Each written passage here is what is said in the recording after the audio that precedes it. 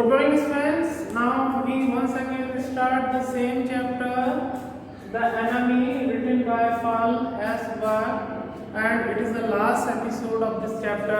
So I hope all of you should be so much carefully and listen all the important MCQ or we can say in between questions too.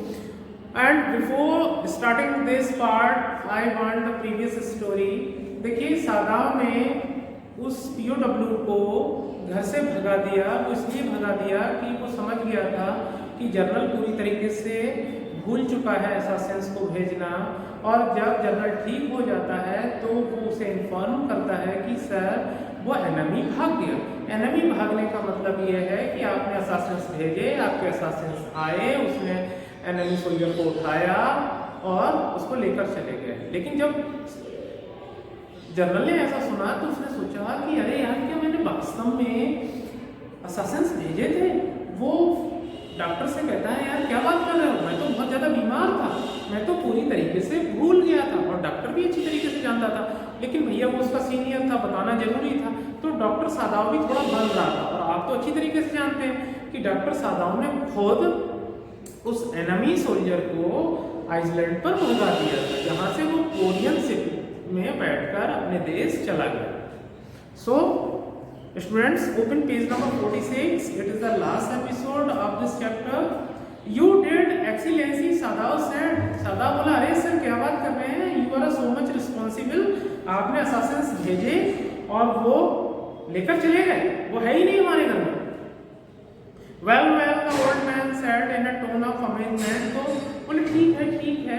तो वो old man थोड़ा ताज्जुब में था कि मैंने वास्तव में ऐसा कर दिया है। सो आई डिड, क्या मैंने ऐसा कर दिया? But you see I was suffering a good deal. लेकिन तुम अच्छी तरीके से जानते हो कि मैं बहुत बीमार था। The truth is I thought of nothing but myself, in short I forgot my promise to you. यार इन दिनों में मैं अपने बारे में ही सोचता रहा, किसी के बारे में सोचने का मौका ही नहीं था। और सच्चाई ये है कि मैं पूरी तरीके से भूल गया हूँ असासिन्स को भेजना तुम्हारे घर। तो जो हमारा कोड वर्ड था कि एनिमी भाग गया, तो वो सचमुच में भाग गया। अब सादाव तो जानता था, वो स्माइल दे रहा था कि उसने खुद भगाया था। तो वो कहता अरे तुम ये समझ रहे हो कि मैंने असासिन्स भेजे, असासिन्स ने उसको मारा और वो उठाकर ले गए? ऐसा कुछ नहीं हुआ है डॉक्टर। आप सोचो, वो एनिमी सचमुच में भाग गया है, मैं भूल गया असासिन्स को भेजना। तो सादाव बोला आई वंडर्ड योर एक्सीलेंसी। बोले सर मुझे तो ताज्जुब है, आप तो कोई बात भूलते ही नहीं हो। It was certainly very careless of me. बोले सर वास्तव में मैं तो बहुत लापरवाह हो गया अपने काम के लिए। The general said but you understand it was not lack of patriotism not derivation of duty. Underline कर लीजिएगा इसको, ये कई बार लॉन्ग क्वेश्चन बन के आया है कि क्या जनरल तकीमा लैक ऑफ पेट्रोटिज्म था या डेरिवेशन ऑफ ड्यूटी था। इसका मतलब ये है क्या वो देशभक्त नहीं रह गया था, क्या वो अपनी ड्यूटीज के लिए लापरवाह हो गया था? तो इसका आंसर होगा नहीं, ऐसा नहीं था। क्योंकि भैया वो बहुत बीमार था बेचारा, इतना बीमार था कि वो उन सारी चीज़ों को भूल गया। वो अपने देश के लिए बहुत ज़्यादा वफादार था, वो अपने कर्तव्यों के लिए, अपनी ड्यूटी के लिए बहुत ही फेथफुल था। ये लिखना है आंसर में। He looked anxiously at his doctor, और वो परेशानी से डॉक्टर की तरफ देखने लगा। If the matter should come out, you would understand that, would not you? तो उसने कहा हे डॉक्टर समझ लो, जब ये मामला अगर खुला तो समझ लो तुम्हें क्या कहना है। समझ रहे हैं ना आप क्या कह रहे हैं? तो बोले मैं समझ गया सर क्या कहना है। इसका मतलब ये हुआ कि भूल जाओ, अपने माइंड से इरेज कर दो सारे इंसिडेंट को। अगर कोई कहता है कि क्या ऐसा हुआ था तो आप बोल जाओ कौन एनिमी? हमारे यहाँ तो कोई एनिमी नहीं आया, हमारे घर के सामने तो कोई एनिमी नहीं गिरा था। ऐसा कुछ मतलब अपने माइंड से वॉश आउट कर दो, बिल्कुल धुल दो, बिल्कुल साफ कर दो कि एनिमी वाली कोई एपिसोड आपकी जिंदगी में हुआ था। अब ऐसी बात कह रहा था जनरल। अब जब जनरल ऐसी बात कह रहा तो सादाव अच्छी तरीके से समझ गया भैया मैं पूरा सुरक्षित हूँ, मेरा परिवार पूरी तरीके से सुरक्षित है, अब मेरे लिए कोई भी खतरा नहीं है। क्योंकि अब सादाव तो अपना पल्ला झाड़ देता। अगर वो बात पूरी अपोजिशन में जाती, जापानीज के पीपल में जाती, वो तो कहता साहब देखो मैंने तो इसको, मेरा तो डॉक्टर था, मेरा तो काम बचाना था, मैंने तो इस तकीमा को बताया, अब तकीमा ने नहीं करा तो मैं क्या करूं, मेरा काम मारना थोड़ी ना। हुआ। तो तकीमा अपनी जान बचाने की सोच रहा था, तो डॉक्टर को इंजेस्ट कर रहा था, ए डॉक्टर इस बात को याद रखना कि अगर मामला नहीं खुला तो कोई बात नहीं है, और अगर खुले तो भूल जाओ, वो कड़ी हम तुमसे शुरुआत ही नहीं करेंगे। जब आपके यहाँ आया ही नहीं, आपने उसका ट्रीटमेंट ही नहीं दिया, आपके दिमाग में है ही नहीं कि कौन है POW, तो ये बात आगे ही नहीं बढ़ेगी और मैं सेफ बच जाऊंगा। तो डॉक्टर बोला आप जैसा कह रहे हो सर मैं वैसा ही करूंगा। ये सुनकर जनरल खुश हो गया, बोले मैं तुम्हें इनाम दिलवाऊंगा, तुम मेरे बहुत ही ज्यादा फेथफुल पर्सन हो, बहुत ही वफादार हो। Certainly your excellency, Sadao said. He suddenly comprehended, वो समझ गया that the journal was in the palm of his hand, कि जर्नल अब उसकी मुट्ठी में था, उसकी ग्रिप में था।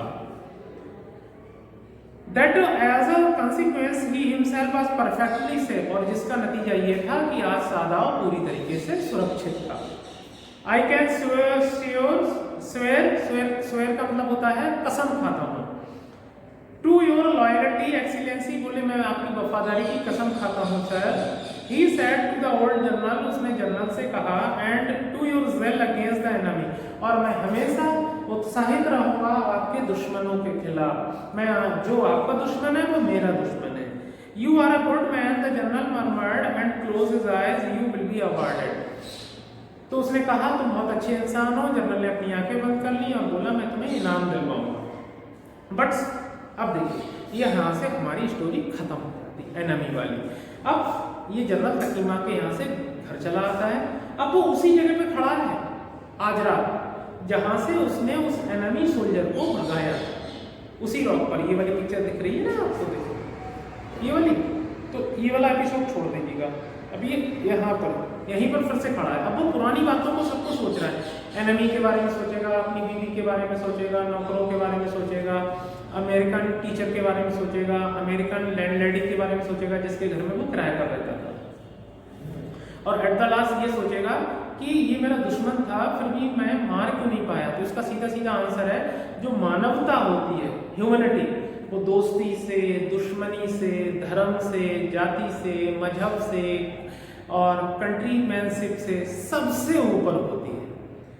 But Sadao searching the spot of the black in the twilighted sea that night had his reward, वो उस रात फिर से देख रहा था कि सामने से रोशनी आए, अगर रोशनी आई तो मैं समझ जाऊंगा कि वो वहां पर है, और उधर से रोशनी नहीं आई तो इसका मतलब वो चला गया। लेकिन उधर से कोई रोशनी नहीं आई, और जब रोशनी नहीं आई तो इसका मतलब सीधा था कि उसे कोरिया की फिशिंग बोट मिल गई और वो वहां से MPOW चला गया।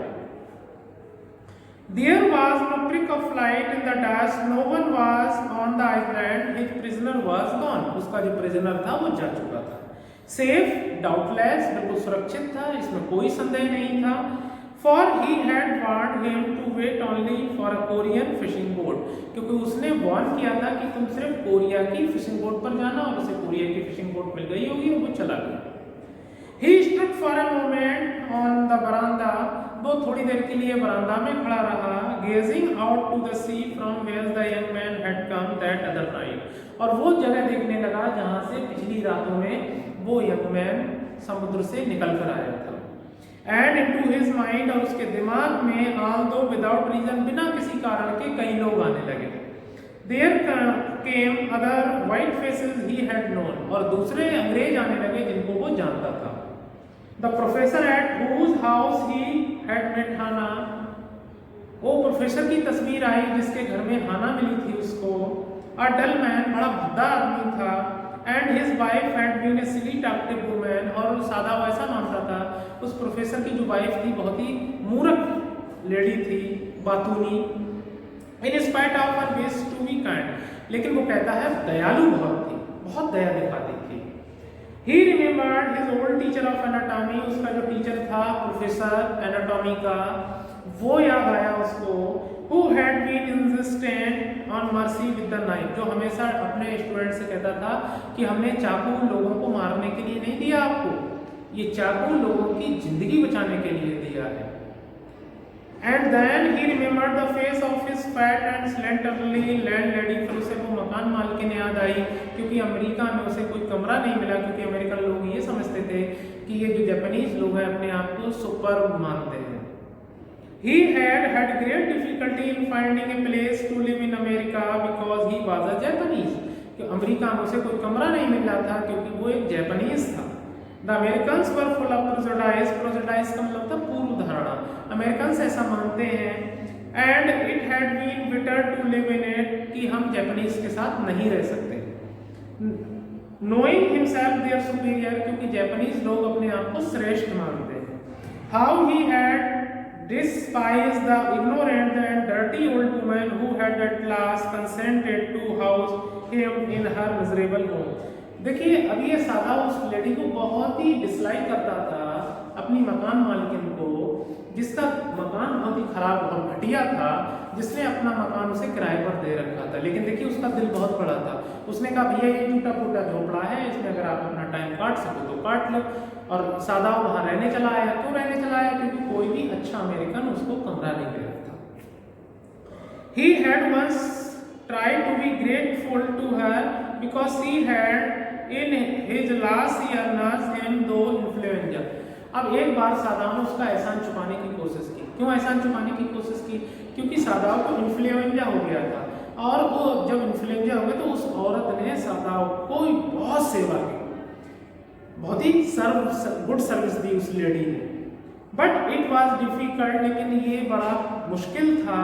For she was no less repulsive to him in her kindness, लेकिन वो अपना एहसान का बदला लेना नहीं चाहती थी, एहसान का कोई पेमेंट लेना नहीं चाहती थी। तो अब भैया उसने तो एहसान कर दिया, तो उसने सादाव से कोई मदद ही नहीं ली, तो सादाव उसका एहसान कभी भी चुका ही नहीं पाया। Now he remembered the youthful, haggard face of his prisoner, white and repulsive। अब आखिर में उसको वो एनिमी का चेहरा याद आया जो बहुत ही नफरत से भरा हुआ था, जिसको सादाव बहुत नफरत करता था। Strange he thought, I wonder why I could not kill him। और वो आखिर में ये कहता है कि बड़ी अजीब बात है यार, समझ में नहीं आ रहा, मैं उस एनिमी को, उस अमेरिकन को इतनी नफरत करता था, इतनी नफरत करता था, लेकिन फिर भी नहीं मार पाया। और एट द लास्ट उसकी जिंदगी को 2 बार बचाया, एक बार ऑपरेशन करके, दूसरी बार अपने देश से भगा दिया, और ये भी बोल दिया उसे, उसकी हेल्प भी करी, उसको सारा सामान रखकर आइलैंड पर भेज दिया, और ये भी बोल दिया कोरियन शिपिंग जो शिप्स हैं वहाँ से गुजरते हैं, कोरिया जो है वो नॉर्थ कोरिया वो फ्रेंड है अमेरिका का, तो कोरियन फिशिंग बोट पर आप बैठकर जाओगे तो तुम्हारी ज़िंदगी सेफ रहेगी, और वो वहाँ पर बैठकर भी चला जाता है।